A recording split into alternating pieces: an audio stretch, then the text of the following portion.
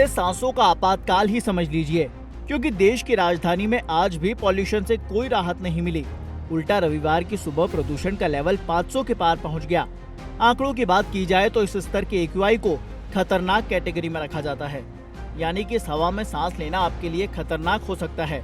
Experts की माने तो फिलहाल ये बस ट्रेलर है, क्योंकि जैसे जैसे सर्दियां करीब आती जाएंगी AQI और बढ़ता जाएगा। IQ एयर वेबसाइट के आंकड़ों के मुताबिक रविवार को दिल्ली में धुंध की चादर छाई रही और AQI 507 दर्ज किया गया। एक्सपर्ट्स ने बताया कि दिल्ली का PM 2.5 लेवल WHO यानी कि विश्व स्वास्थ्य संगठन की तय सीमा से 65 गुना ज्यादा खतरनाक हो गया है। शायद दिल्ली वाले इससे अंदाजा लगा सकते हैं कि उनकी सांसों पर कितना बड़ा संकट मंडरा रहा है।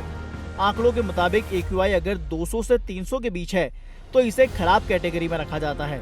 301 से 400 के बीच ये बहुत खराब होता है, जबकि 401 से 450 के बीच इसे गंभीर और 450 के ऊपर गंभीर से भी ज्यादा खतरनाक कैटेगरी का माना जाता है।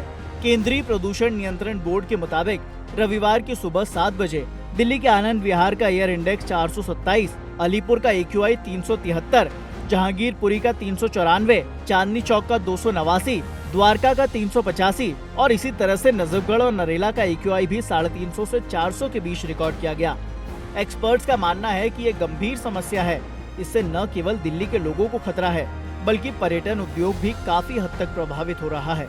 दीपावली के बाद विश्व के सबसे प्रदूषित शहरों में टॉप पर होने जैसी खबरें तेजी से पर्यटन उद्योग को प्रभावित कर रही हैं और लोग दिल्ली आने की प्लानिंग कैंसिल करना शुरू कर रहे हैं। वहीं नवंबर से जनवरी तक का मौसम पर्यटन उद्योग के लिए काफी बेहतर माना जाता है, लेकिन इन्हीं महीनों में दिल्ली के वायु प्रदूषण का मामला वैश्विक खबर बना हुआ है।